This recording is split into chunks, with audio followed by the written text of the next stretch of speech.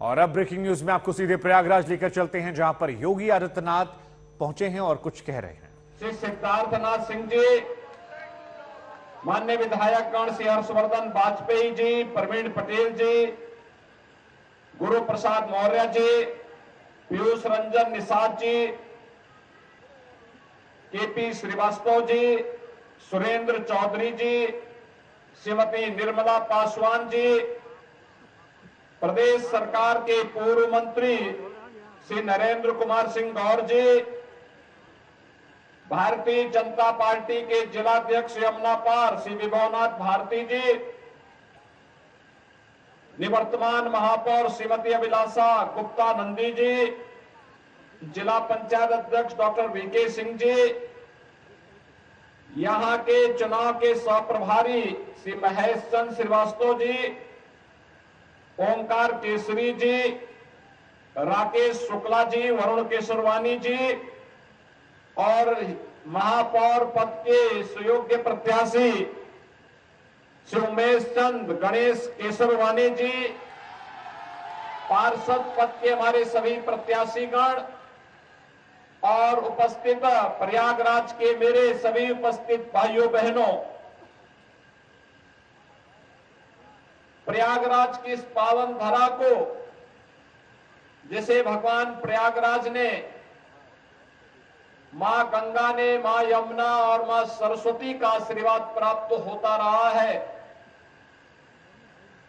जहां से 100 जीवन की नश्वरता और सत्य की शाश्वतता का संदेश सदैव देता रहा है। इस पावन धरा को कोटि कोटि नमन करते हुए आप सभी का हृदय से मैं अभिवादन करता हूं। भाइयों बहनों, अमर शहीद पंडित चंद्रशेखर आजाद की बलिदानी भूमि भी है और महामना पंडित मदन मोहन मालवीय जी की भी कर्म साधना की स्थली रही है। प्रयागराज अपनी आध्यात्मिक साधना की दृष्टि से भी और इस भौतिक जगत में न्याय पाने के लिए भी पूरे प्रदेश की 25 करोड़ जनता इसी प्रयागराज की धरती पर आकर के न्याय पाती है। ऐसी प्रयागराज की धरती को नमन करता हूं। भाइयों बहनों, रामचरितमानस में संत तुलसीदास जी ने एक बात कही थी, कर्म प्रधान विश्व रसि राखा, जो जस करहि सो तस फल चाखा। और मुझे लगता है कि ये पंक्तियां आज भी उसी प्रकार की प्रासंगिक हैं जैसे मध्यकाल में थी। जीवन की शाश्वतता का संदेश देने वाले ये पंक्तियां हमारे कर्म प्रधान व्यवस्था को कहीं न कहीं मार्गदर्शन करती हुई दिखाई देती है। जिस प्रयागराज में दुनिया अपनी आध्यात्मिक पिपासा के लिए आती है, जिस प्रयागराज की धरती ने हजारों वर्षों से मानवता के कल्याण का मार्ग प्रशस्त किया हो, कुंभ हो या माघ मेला, करोड़ों करोड़ों श्रद्धालु प्रयागराज में आकर के संगम में डुबकी लगा करके अपने जन्म और जीवन को धन्य करता है। जहां पर अन्याय अत्याचार से पीड़ित मानवता आकर के न्यायालय की शरण में आकर के न्याय प्राप्त करने के विलासा से आता है, कुछ लोगों ने उस प्रयागराज की धरती को अन्याय और अत्याचार का शिकार बना दिया था, पापाचार का शिकार बना दिया था। लेकिन यह प्रकृति न किसी पर अत्याचार करती है और न किसी के अत्याचार को स्वीकार ही करती है, सबका हिसाब बराबर करके रख देती है। और भाइयों बहनों, आज मैं इसीलिए प्रयागराज की धरती पे आया हूं आप सबसे अपील करने के लिए ये हमारा सौभाग्य है 2019 में प्रयागराज कुंभ को डबल इंजन की सरकार को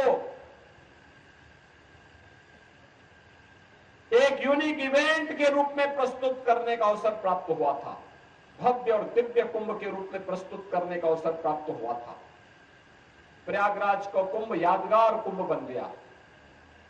उस समय नगर निगम का नेतृत्व श्रीमती अभिलाषा गुप्ता नंदी जी के नेतृत्व में यहां पर नगर निगम बोर्ड काम कर रहा था और बोर्ड ने अपने स्तर पर अच्छा प्रयास किया।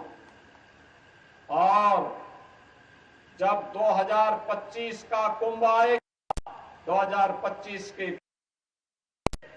हमारा एक सामान्य कार्यकर्ता से लेकर के भाजपा के अध्यक्ष और अब महापौर की प्रत्याशी उस समय महापौर हो और उनके नेतृत्व में प्रयागराज महापौर की नेतृत्व में प्रयागराज कुंभ फिर दुनिया की भव्य और दिव्य कुंभ की साक्षी बन सके, इसके लिए आप सबसे अपील करने के लिए आज मैं प्रयागराज की धरती पे आया। भाइयों, प्रयागराज कभी निराश नहीं होने देता। ये प्रयागराज की धरती है, ये कभी सात्विक प्रवृत्ति को निराश नहीं करती है।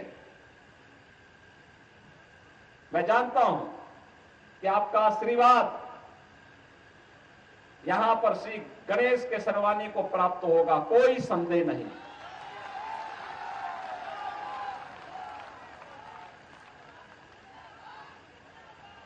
इन्होंने एक कार्यकर्ता के रूप में जिस निष्ठा के साथ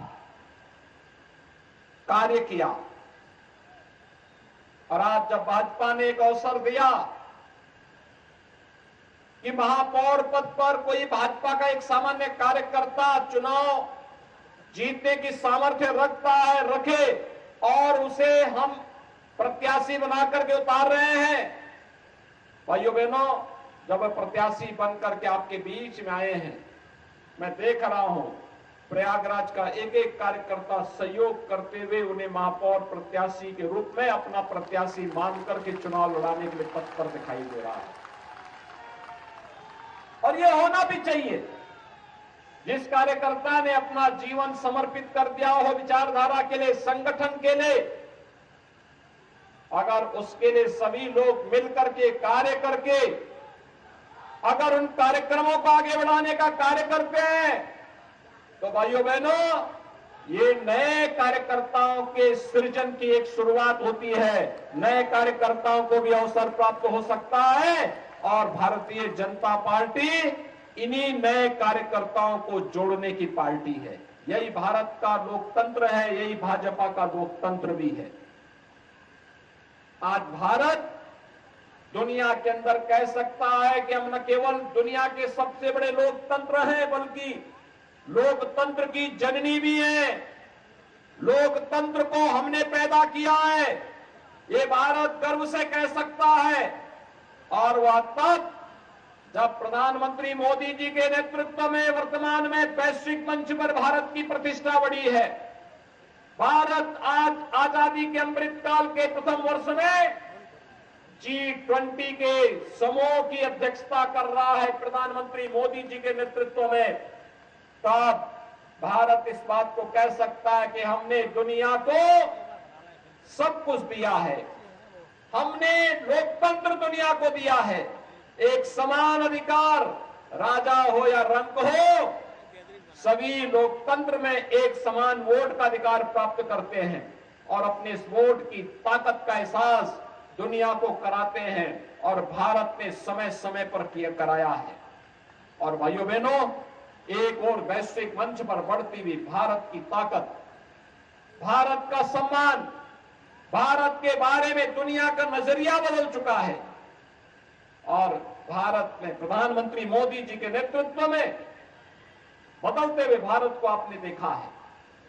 आज कैसे भारत न केवल दुनिया के अंदर अपना सम्मान बनाया है, बल्कि अपने नागरिकों के हितों का संरक्षण करने, अपनी स्वयं की सुरक्षा करने, कैसे एक एक करके प्रत्येक नागरिक के जीवन में परिवर्तन करने का कार्य किया। मुझे आश्चर्य होता है जब भाजपा की बात होती है और भाजपा को जब लोग ये बोलते हैं कि फलानी जाति का वोट मिलेगा कि नहीं मिलेगा, संदेह की नजर से बोलते हैं, तो मुझे लगता है कि इन्होंने भाजपा को लगता है समझा नहीं है। भारतीय जनता पार्टी का मतलब सबका साथ और सबका विकास, और सबका साथ और सबका विकास है तो फिर सबका विश्वास भी है और परिणाम लाने के लिए सबका प्रयास भी है। ये सभी लोग मिलकर के जब कार्य कर रहे हैं, आप बताइए ना, 4 करोड़ गरीबों को देश के अंदर एक एक आवास मिल जाता है, 8 करोड़ गरीबों को उज्ज्वला योजना का कनेक्शन मिल जाता है, 12 करोड़ गरीबों को एक एक टॉयलेट मिल जाता है, 15 करोड़ गरीबों को स्किल इंडिया और स्टैंड अप और स्टार्टअप इंडिया के माध्यम से जोड़ा जाता है, 35 करोड़ गरीबों के लिए जनधन अकाउंट खोले जाते हैं, 50 करोड़ गरीबों को 5 लाख रुपए की सालाना स्वास्थ्य बीमा का कवर दिया जाता है, 80 करोड़ लोगों को कोरोना कालखंड में फ्री में राशन की सुविधा का लाभ दिया जाता है और 220 करोड़ वैक्सीन की डोजेज भारत के नागरिकों को फ्री में देने का काम कोई करता है, भारत के यशस्वी प्रधानमंत्री नरेंद्र मोदी जी करते हैं। और भाइयों बहनों, यही कहने के लिए आज मैं आपके पास आया हूं। तो योगी आदित्यनाथ को आप प्रयागराज में सुन रहे थे। अतीक अशरफ हत्याकांड के बाद पहली बार वो पहुंचे थे।